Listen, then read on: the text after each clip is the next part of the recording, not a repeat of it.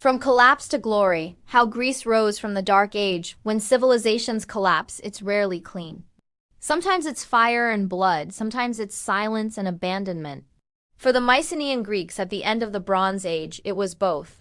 Palaces burned, trade routes vanished, and writing itself was forgotten. What had been the pinnacle of Aegean power became rubble and memory. For centuries, the Greek world seemed broken beyond repair. But collapse doesn't just erase, it reshapes. Out of the ruins of the Bronze Age, Greece slowly transformed into something new. And from those so-called Dark Ages, the foundations of classical civilization were born. Today we're tracing the long arc from Mycenaean collapse to the rise of the polis, the birth of Greek epic poetry, and the first Olympic Games. The fall of Mycenae. By traditional reckoning, the citadel of Mycenae, the fortress of Agamemnon himself, fell around 1177 BC. Within just a century, Greece's network of palaces had collapsed. More than 300 settlements shrank to barely 40. Bronze, once the symbol of wealth and artistry, disappeared from daily life. The Peloponnese and Crete suffered the sharpest losses. Without city walls, without trade, without stable leadership, urban centers emptied. Survivors scattered into the countryside, clinging to safety on hilltops. Urban life shriveled to less than a tenth of its former scale. Imagine standing in the hills, looking down at the smoking ruins of once great palaces. Not only is life hard, but everyone knows it used to be better. Survival in the shadows, some regions, however, endured. In northern Greece, citadels held on. One rocky plateau in Attica remained occupied through the worst of it. Centuries later, that plateau would become the Athenian Acropolis. On the island of Euboea, archaeologists discovered something extraordinary: new stone construction at a site called La Fondi. There, a burial held the cremated remains of a nobleman, his wife, and even horses.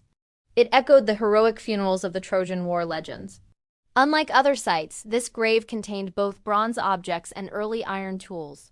Which begs the question, how, in the middle of collapse, did the Greeks stumble into the Iron Age? From bronze to iron, at first glance, the shift makes no sense. Collapse usually means regression, not innovation. But the Greeks didn't see iron as an upgrade. To them, it was ugly, brittle, and hard to smelt. Bronze was the prestige metal. Yet bronze depended on imports: copper from Cyprus, tin from as far away as England. When trade collapsed, bronze became scarce. Iron, however, was everywhere beneath the Greek soil. Smelting it was difficult, but desperate times made desperate choices. By the 1000s BC, Cypriot smiths passed the technique into Greece. Sites like Lefkandi spread the craft. Though poets like Hesiod later cursed the Iron Age as an age of toil, these iron tools hint at something crucial. Greek communities were big enough and organized enough to mine, smelt, and forge together. Out of necessity, new forms of cooperation were taking root. Life in the Dark Age, the oikos, with palaces gone, power collapsed to the household. The oikos. An oikos wasn't just family. It was the head of house, relatives, slaves, and retainers who attached themselves for protection. Modest by comparison to kings, but effective for survival. Over centuries, oikoi clustered into villages. Villages grew into towns. And slowly, a new kind of political unit appeared: the polis. More than just a city, the polis combined urban center and farmland into one self-sufficient whole. By the 700s BC, Greece was a patchwork of hundreds of poleis: Sparta, Athens, Corinth, and countless others, each fiercely independent, yet all recognizably Greek. Pressure and expansion. But Greece was never an easy land to live in. Narrow valleys, stony hills, and thin soil made life precarious. By the 800s, many communities found themselves running short on resources. The solutions came in three flavors. First, conquest. Take your neighbor's land by force, as Sparta famously did. Second, trade.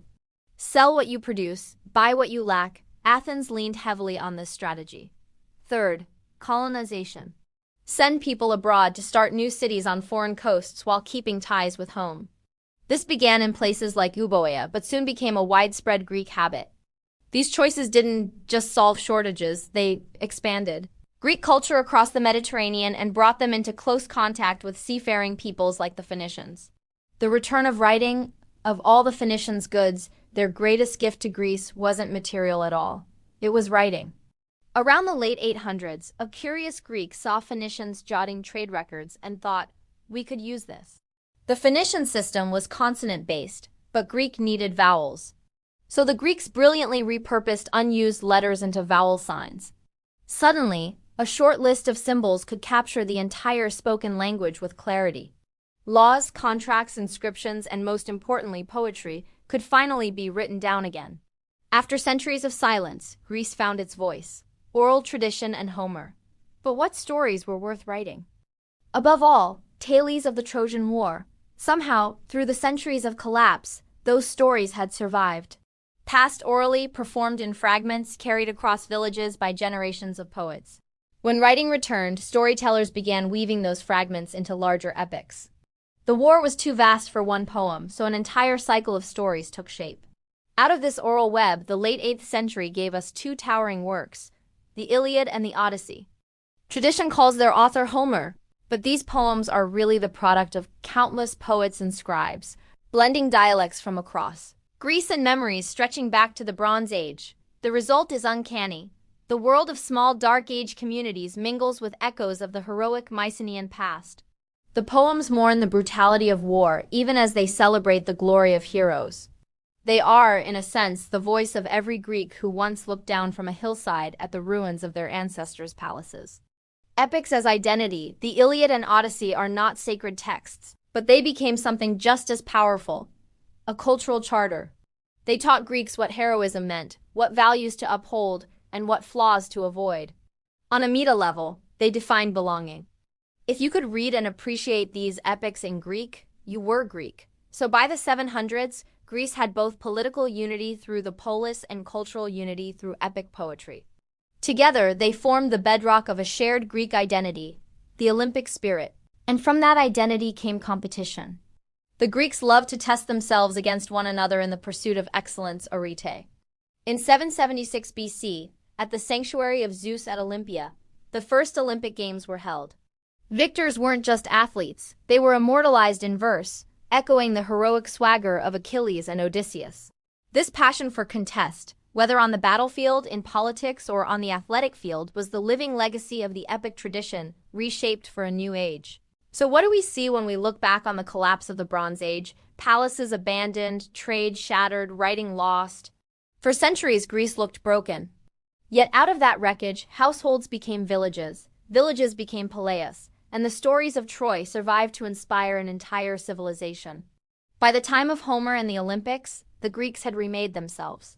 Collapse had not ended their story, it had given it a new beginning. And that's the real lesson. Civilizations fall, but from their ruins, new identities can rise. The Greek Dark Age wasn't just an absence, it was the drafting table for the world of the polis, the epics and the culture we still admire today. Thank you for watching, and as always, see you in the next one.